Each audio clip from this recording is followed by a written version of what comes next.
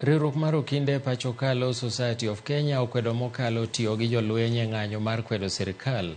Gimedo wacho ni mano biro keto piny Kenya kama tek.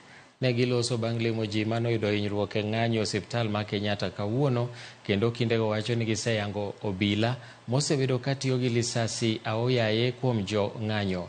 LSK bende osingo mar yawo bura mar chwalogi e doho.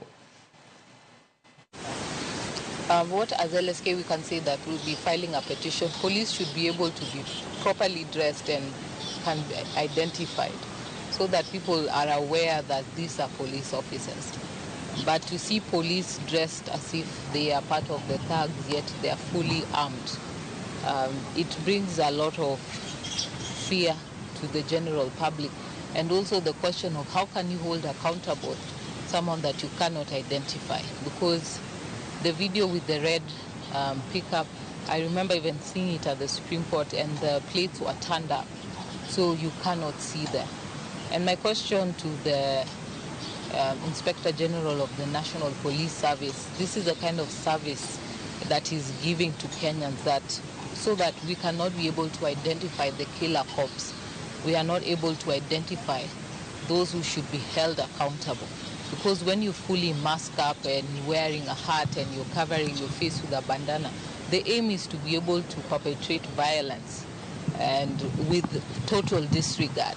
And this comes after the backdrop that the head of state gave a second presidential address saying that not in his tenure, not in his government, these things are not going to happen.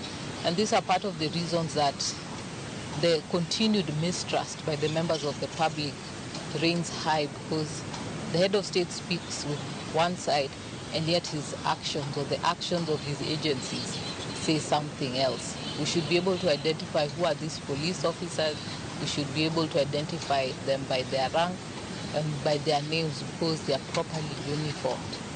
And further, the other policeman who shot at some of the journalists as they recorded the arrest of others, and I think people have been able to share his name and identity, will be taking legal action against that particular officer.